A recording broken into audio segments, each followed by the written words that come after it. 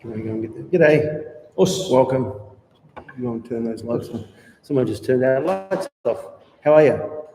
Look, we're continuing on this week. Welcome. Thanks for coming back. We recently did a session on using some of the Kihon in day-to-day thing. But I realized there was something very interesting that with a little bit of research, didn't take long. So we have 30 Kihon, 30 basic techniques. Of those, 25 are hand techniques, 25 are strikes or attacks, and 5 are defensive movements. Okay, now of the 25 attacks, 10 are kicks. So we have 15 hand movements. And you'll find out of those 15, there's only 2 or 3 that are commonly used in a tournament, namely the straight punch and the rip. You could add the palm heel is used a lot too when guys are side. They use the shito sakotsu chikomi. They use that technique to set up punches and so on. So that's there as well, okay? So really 3 of 15, that's 20%, so the 80-20 rules. Okay, now of the 10 kicks, you take out groin shots, you take out yoko kiage, you take out mai kiage, okay, and which other ones wouldn't you use very commonly? Kansetsugeri. You take out those 4, you've only got 6 kicks left. And of the 6 that are remaining, you don't see a lot of uchi mosh, solo mosh. It's mainly moshigeri, maigeri, gedangeri. Okay, so realistically, you've got about 9 techniques out of all the basics that we use in tournaments. So you could argue if tournaments were what, you know, Kyokushin was all about, why would you practice the other techniques? Well, that's because tournaments only represent a very small part of what we work on. You know, you look at boxing, amateur boxing, I think they even put a white stripe on the front of the glove to determine the striking area, because you're not allowed to strike here or here or here or palm heel. You're not allowed to strike the palm heel. You're not allowed to strike with the side of the glove or the back of the glove or anything. You know, so you take all these opportunities away. And so you have to ask yourself, well, why practice Uraken? Why practice knife hand? And so on. So as part of our ongoing review of the Kihon techniques, we're going to look at just a couple of practical ways that we can use these Kihon basics. Okay? Any comment? We were talking a little bit about it this morning, and it's interesting because the gloved ring sports are so popular now, which is fantastic, but they are quite limiting, even in the UFCs and so on, about the different techniques, and even things like bare knuckle boxing. It's not truly bare knuckle boxing. I think they wrap their hands, right? Yeah. Which just changes things because, like, is it Choga Miyagi said, hard on soft and soft on hard, and that changes things as well. So the karate techniques, I think, striking, are so undervalued. Good.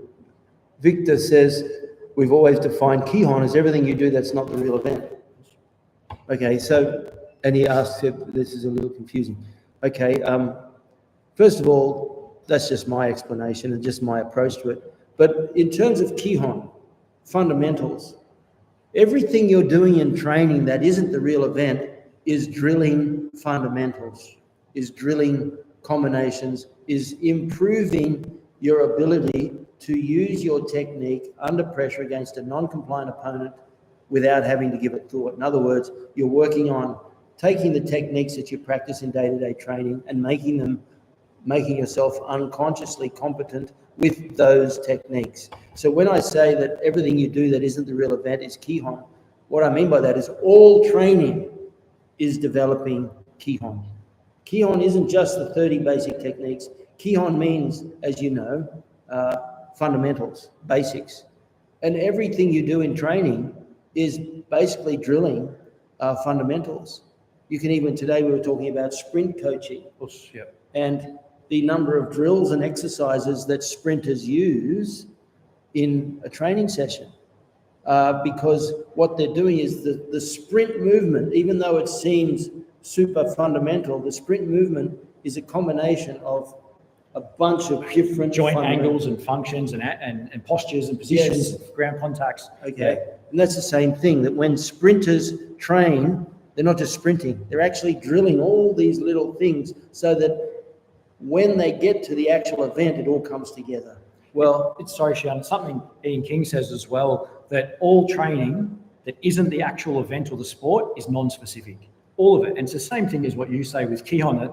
The similarities are quite striking because it's not the sport, it's not the referee competition against opponents or rounds or whatever the sport is that you're doing. So all training inherently is non-specific until it's the actual event. Same as what you're saying. Yeah, and by non-specific, Mitch means the repetition and practice of fundamental foundational skills that become the specific event, okay? So today I just want to look at a couple of techniques, and namely I'm talking about Hizo Uchi, Uraken Hizo Uchi, and Uraken Sayu. So Sayu, the word Sayu literally means, it's Japanese for left and right.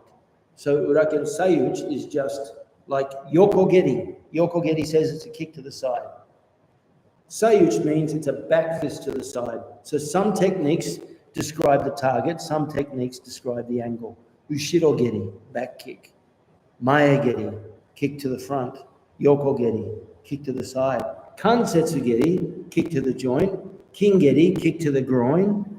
Okay, and in the old days, Mawashi-geri was even called Mawashi-kubi-geri, kick to the neck because of the nerve there. Okay, so in Uraken Hizo, Hizo is the spleen. So let's have a quick look at this. We have the spleen. If Mitch stands back a little bit, what we have is on this side, we have the liver. Okay, so that's why you see the liver shot comes in like this. Mitch throws it right across it, and like, boom, whack, there's my liver shot. Because the liver is this organ that hangs over the stomach, okay, and it's full of all these nerve endings, and when you hit the liver and you can shock it, you kind of shock your entire body. Okay, so they're like that, boom, come in, and the liver shot is very common in Kyokushin tournaments. Same as the liver kick is very common in Kyokushin tournaments, okay. The Hizo is the spleen, okay, and a little bit of, maybe go online and look it up, but you'll see the spleen is actually this little sack of gooey stuff, and it sits just under the heart. Okay, so on the left side, at this angle, you have the liver. On the right side, at a slight angle, but more straight in, is the spleen. In boxing, they call it a right cross under the heart. Isn't that interesting? They don't describe it as a spleen. They probably didn't even know the spleen was there, but they knew from experience that when you hit a guy under the heart, it affects the heart rate and it affects everything. Okay, so this is why this Uraken is called Hizo Uchi. It's a strike to the actual spleen. But on the other side, it becomes a strike to the liver. Okay? Sayu is a strike to the left and right. That's what it literally means. In this one, you can crack over the eye. Now, I've seen tremendously courageous, fearless fighters have had their eye cut open here, and when the blood starts to run in the eyes, even those guys are going, oh, hang on a second, I can't see. Okay, because when the blood runs in your eye, the blood's very salty, and it's enough to shut you down. Okay, so that's why for a back fist, this is the other thing about gloves, is you're hitting with soft hands now. But when you hit with trained karate hands, you're hitting, bang, you hit across the eye, across the bridge of the nose, on the gingiva, that right on the top of the lip there, on the neck, temple, and under the ear. These are all, you do all those with gloves on, and it hardly has an effect in reality. But you do it with a bare fist, whack, that's the end of the fight. You cut the guy open, and the blood just runs and runs and runs. So we want to look at a couple of practical applications for these techniques. And I like them against the wrist grabs, simply because wrist grabs, people say they're not realistic, but the reality is it's very common. Guys will grab your wrist and pull you straight into a punch. Boom. And they'll hang on to that wrist and they'll just keep punching. Okay? So you need to get out of it. So I'm just going to do it kind of at a relative speed. He grabs and punches, and I'm going to boom, move off, and back fist in there. I know, but I had a great opportunity yesterday to meet a gentleman named Eric Nixick. He's the head coach of Francis, Gano and Sean Strickland. He's in Australia for the UFC. So I just wanted to meet him and talk to him because he's the head coach at Randy Couture's school. So shout out to Eric and Randy and Danny, who's his assistant coach, who's an ex-pro fighter as well. Danny's the mid holder for Sean Strickland. But anyway, he said something interesting. He used the analogy of bugs in the windscreen. And he said, you're driving along the wall, a bug hits the windscreen. Then another one, and then another one. And before you know it, you're just looking at all these bugs on the windscreen and you're not paying attention to where you go. Well, that's a lot of the stuff that we do is just bugs in the windscreen. And I'm not suggesting against a powerful fighter, I pull my hand out and he throws that, and I come in here, I'm not going, okay, so that has zero effect. But what will have an effect is I come in here and I wave it, and then follow it with a rabbit punch, height on the back of the neck, or a collar tie, and follow in from there. So I recognize that there's bugs in the windscreen. I recognize that not everything is designed for a knockout. You think of Kihon Royama, the head of Kyokushin. He was very much in the line of Ichigeki Hissatsu, with one punch kill attitude. That's how he trains and that's his mindset. But even he got in the kickboxing ring and put combinations together. Okay, so everybody understands what I'm talking about.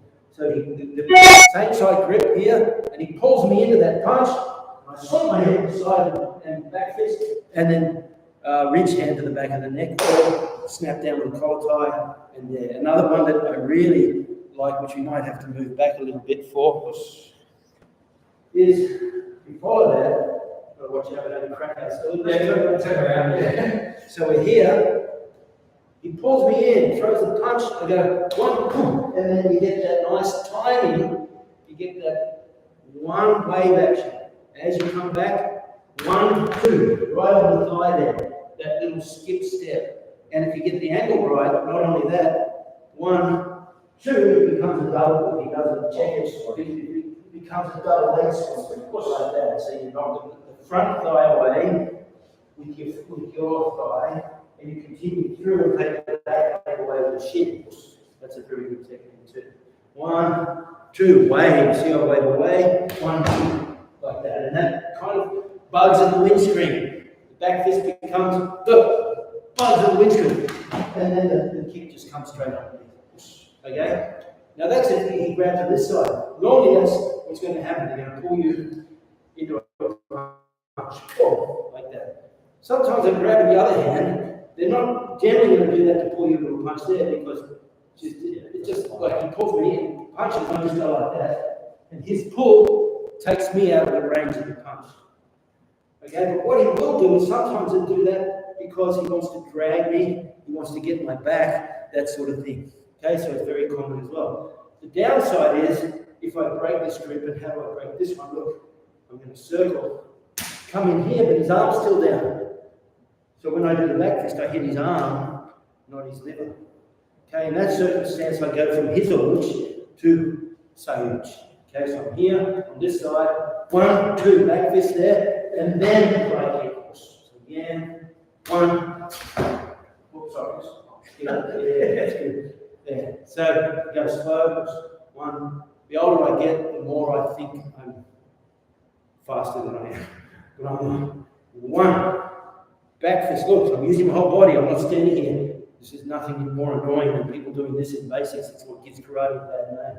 It's power shot, it's your power shot, that's your power shot. Here, 1. Power shot, right across the temple, right across the neck. Okay, and then from there, you skip into that thigh kick. Okay, I think that's very important. There is an argument that what if they grab with the thumb down, this way, yeah, like that. Okay, you need to practice this. Most people in karate practice grips like this. It's not practical because it's too easy to get out and go again. It doesn't matter how strong they are, it's very easy to get out. Even if they grab 2 hands, it's very easy to get out. But if he reverses it, now all the things that we've learned in karate don't work anymore, because I do exactly the same thing, it's not getting out. Okay, so that's when you've got to reverse it now, and I go get over there, and then reverse punch. here, circle around there, bang. Okay, so to get that out of that wrestler's grip, I'm going to circle, push. You can go that way with a back fist, or move off this side, there. Okay, so they're just a couple of practical views. I know there's always people that look at it and go, yeah, that's not going to work, that's really stupid. No, that wouldn't work against me, kind of thing. Yeah, well, anyway. That's the beauty of the internet, free speech. Yeah, beautiful. I think Kihon as a word is just jargon. Kihon as an idea is learning to absorb over time the mechanics and principles of karate. Perfect, which is exactly what we're talking about. Marco Costa Zoo had a technique like that, though he said he aimed for the heart to disrupt his opponent's rhythm in the organ. Yeah, I mean, that's what boxers talk about. You hit under the heart, and their explanation of it is that you interrupt the rhythm of the heart. And it's very true, because if someone is a good fighter, they've got their breathing under control. You give them a whack in the heart, and the heart is affected by that, and you can upset the heart rhythm, and their breathing gets out of pattern. Also, and I remember years ago reading an interview, I haven't got access to it anymore, but I'm pretty sure it was Guy Leach, a famous Australian fine man, and he got into some full contact karate and kickboxing, and he's won the Cooling Out of Gold, incredible endurance athlete. And I remember an interview, and he said once he got hit, like it could be a leg kick, a punch, whatever, like contact, he said everything went out the window, his rhythm and all that, because there's a huge difference between being fit cardiovascularly. You mean when he got hit in the event? Yes, like in training or whatever it happened to be. No, not in an event, but he got into some kickboxing and karate and so on. Right. And as soon as he got hit, the concept of sturdiness, the physical property that you talk about, it was a whole new world for him. The fitness all of a sudden wasn't there because of that impact, resilience. He wasn't familiar with it. So the importance of sturdiness, like you're talking about, taking body shots and so on, I think is an important part of training. Yeah, indeed, because it's all bugs in the windscreen, but if you do, if your body isn't conditioned, things that shouldn't affect you do. And fighting is 90% in the brain. What does that mean? It means when you get hit, does it affect you psychologically? Do you go, oh man, I've just been hit? Or is it like water off a duck's back? You don't even take any notice. So there you go. There's a couple of practical applications for the back fist. Uraken Hizo and Uraken Sayu, like that. Play around with them. One thing we do when we do basics in the dojo is we'll do all 30 techniques. We'll do the Kihon. But at the end of it, we'll pick just one or two out, and we'll spend anywhere between 10 minutes and an hour doing a deep dive in how to actually use those techniques, especially the blocks, because the block is a lock, is a blow, is a throw. And by doing those Kihon and actually getting students to think about it without any rules, the worst thing you can do is contain students within a framework that they're not allowed to go out. I've actually seen it where guys, no, that's an upper block. You're not allowed to do anything. It's just an upper block. Okay, well, is the upper block there or is the upper block there? No, it's insane. That's what makes karate problematic. Okay, I think you have to allow students to realize that a block is a lock, is a blow, is a throw, and they'll do that through their own experience. And it's only experience that counts. We were talking about, Mitch was talking about that. Yeah, I borrowed a couple of books off Xi'an last week about different aspects of yoga. And in it talked about someone else's written word and not your experiences. Only wisdom comes from your experiences. And I thought that was such a great point. Yeah, it's fair enough, because people are like hollow vitriols. I think that's the words that Yogananda used.